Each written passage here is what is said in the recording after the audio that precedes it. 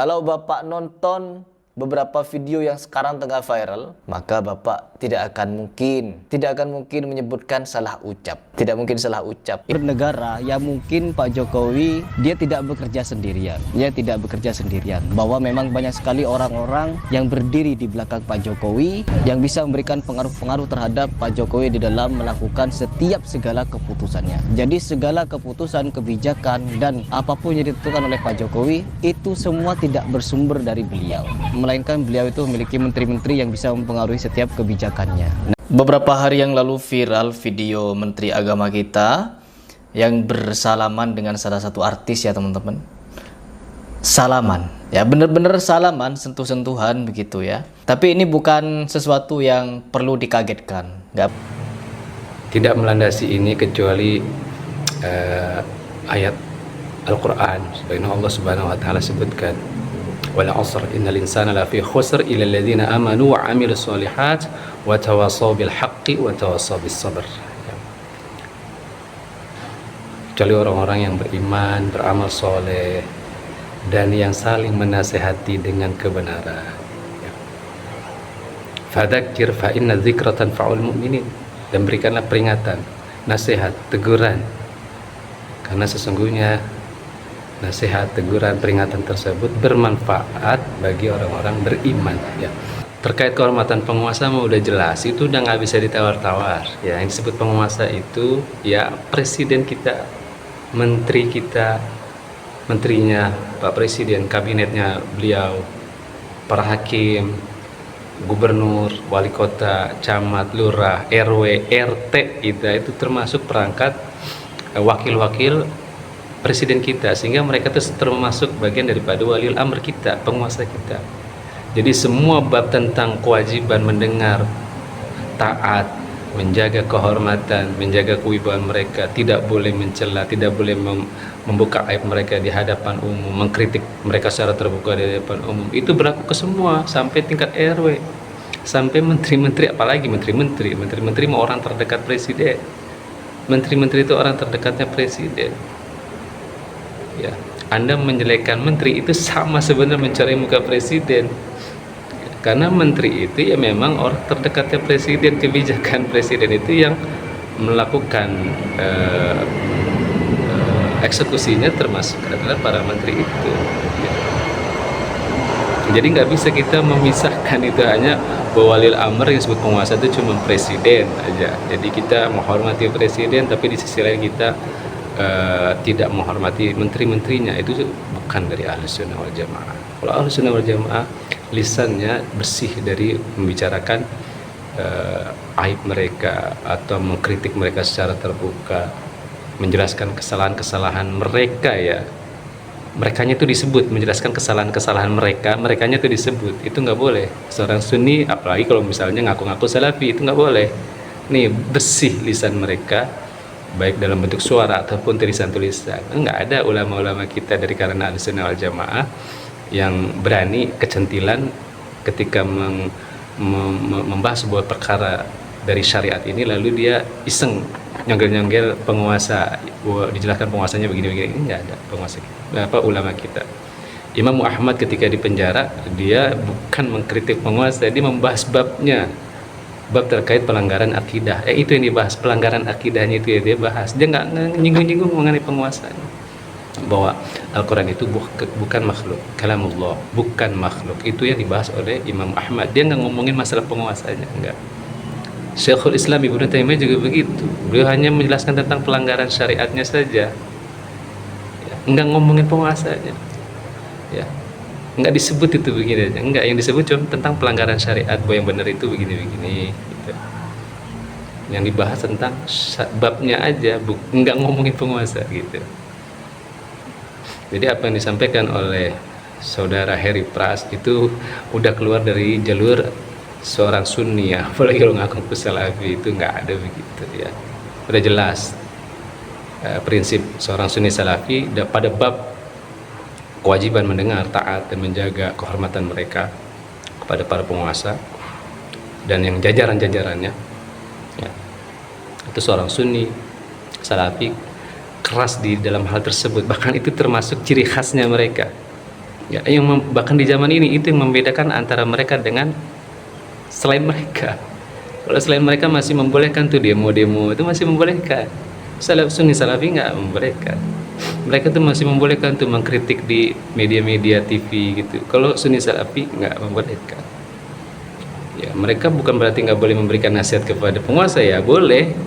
Cuman yang benar-benar efektif sebagaimana yang diajarkan di dalam syariat kita. Kalau memang merasa perlu menyampaikan pandangan, punya kemampuan nggak dari bidang ilmu, kompetensi punya, ya sudah, jalan ke dinas terkait, ya, sampaikan langsung, itu kan efektif namanya kan, ya, nasihatnya tersampaikan dan tidak bikin gaduh, kan begitu. Itu yang diajarkan syariat kita, enggak membicarakan di mimbar, apalagi di sosmed. Di sosmed itu jangkauannya lebih luas, lebih besar dibanding di mimbar-mimbar masjid. Jadi kalau di mimbar masjid aja dicela oleh para ulama, apalagi di sosmed. Sosmed itu jangkauannya lebih luas daripada di mimbar masjid. Ya. Dari segi jangkauannya ya. Kalau mimbar masjid jelas dari sisi kehormatan tempatnya, udah nggak pantas orang bicara terkait pelanggaran prinsip akidah Ahlussunnah wal Jamaah, memprovokasi kaum muslimin atas penguasa. Di masjid ya jelas itu buruk, karena masjid itu mestinya lebih kepada tempat yang memberikan kaum muslimin peningkatan keimanan dan ketakwaan, ya, harus mengajarkan tentang takwa, jangan mengajarkan maksiat, ya.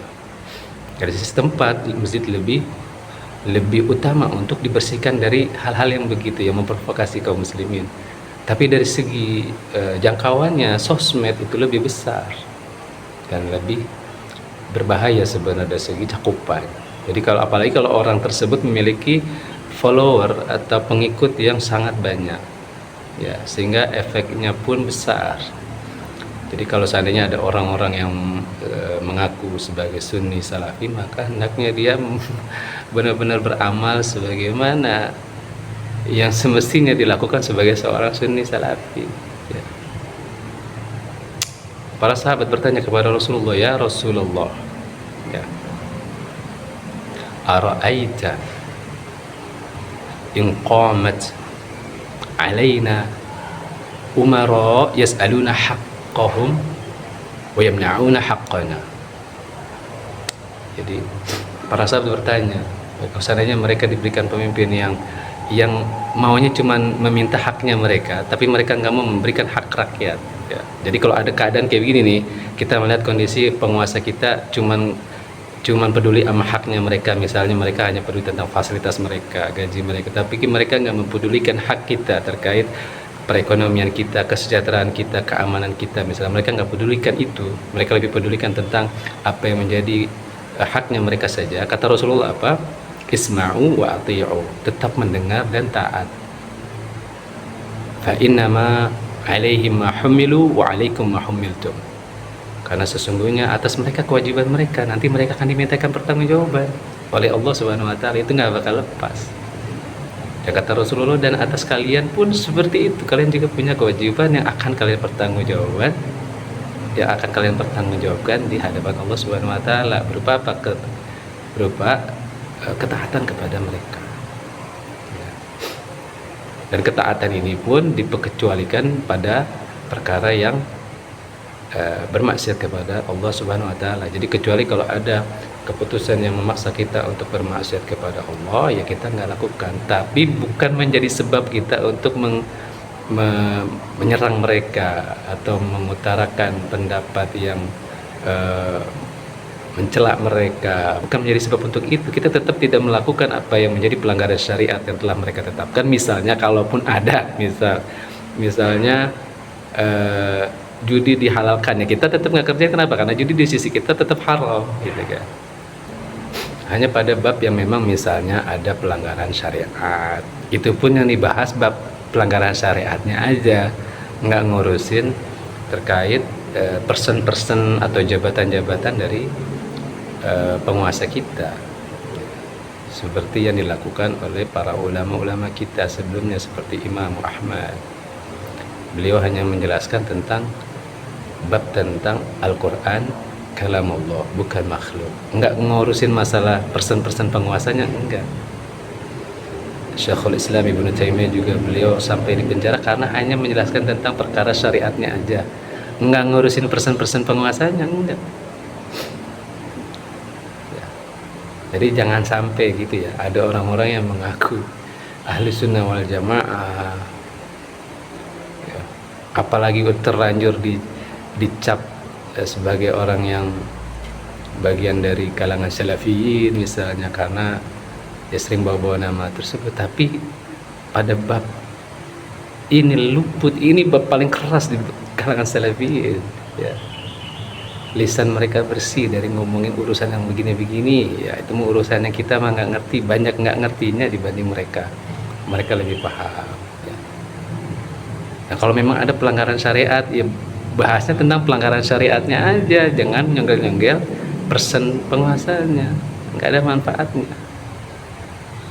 manfaatnya, kecuali cuman pengen bikin gaduh gitu ya. Coba aja dipikirin apa manfaatnya kalau Anda membahas terkait pelanggaran syariat antara bersentuhan antara laki-laki dan wanita yang bukan mahram, sana nyonggel-nyonggel penguasanya, menterinya, apa manfaatnya, kecuali hanya ingin bikin gaduh saja ya. Jangan bahas tentang pelanggaran syariatnya aja, tapi tanpa nyonggel-nyonggel penguasa kita, nggak boleh ya, nggak boleh ya. Terlalu banyak itu hadis Nabi, Al-Quran juga ada banyak banget ya penjelasan tentang kewajiban kita sebagai seorang muslim untuk taat kepada walil amr kita dan menjaga kehormatan mereka. Nah, itu termasuk karakternya ahlus sunnah wal jamaah yang membedakan mereka dengan firqah lain yang menyimpang ya. Apakah itu khawarij, syiah, rafidah ya. Seorang ahlus sunnah wal jamaah menjaga lisan mereka, tulisan-tulisan mereka dari hal-hal yang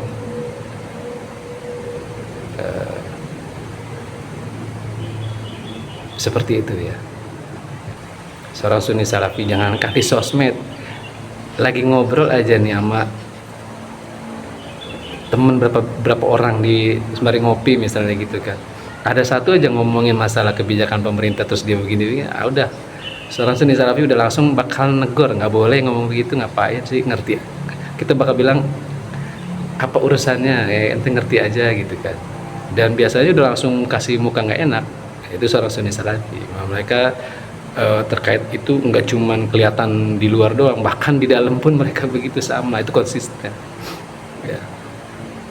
Jadi sekali lagi pada bab ini itu yang membedakan seorang sunni salafi dengan di luar mereka. Kalau selain mereka masih terlalu bermudah-mudahan ya, terlalu bermudah-mudahan dalam bab mengkritik penguasa kita ya. Kalau sunni salafi, ahlus sunnah wal jamaah, salafiyun nggak bakal begitu ya, nggak ada gunanya, nggak ada manfaatnya, lebih banyak sok taunya kalau yang begitu biasanya ya. Mudah-mudahan apa yang kita sampaikan ini bisa bermanfaat buat saudara-saudara kita lainnya yang masih bermudah-mudahan dalam masalah tersebut ya. Semoga bermanfaat buat kita semua. Assalamualaikum warahmatullahi wabarakatuh. عبيدة راجع عمر بن الخطاب رضي الله عنه، لكن بحضرته وبشرط أن يكون المراجع ممن له علم ودين وعقل، ليس ممن عنده غيرة عاصفة وعاطفة هوجاء، فإن هذا لا يتكلم. إنما يتكلم العقلاء، هم الذين يتكلمون مع ولاة الأمور، ولكن لا يتكلمون من وراء ولي الأمر، بل يتكلمون من بين يديه حتى يحصل النقاش والإقناع. شيئا من أوامر ولي الأمر فعليك أن تبلغه له مباشرة ولا تنشره على الناس، عليك أن تبلغه له مباشرة. قال صلى الله عليه وسلم: من كانت عنده نصيحة لولي الأمر فليأخذ بيده وليبلغه، فإن قبل وإلا فقد أدى ما عليه.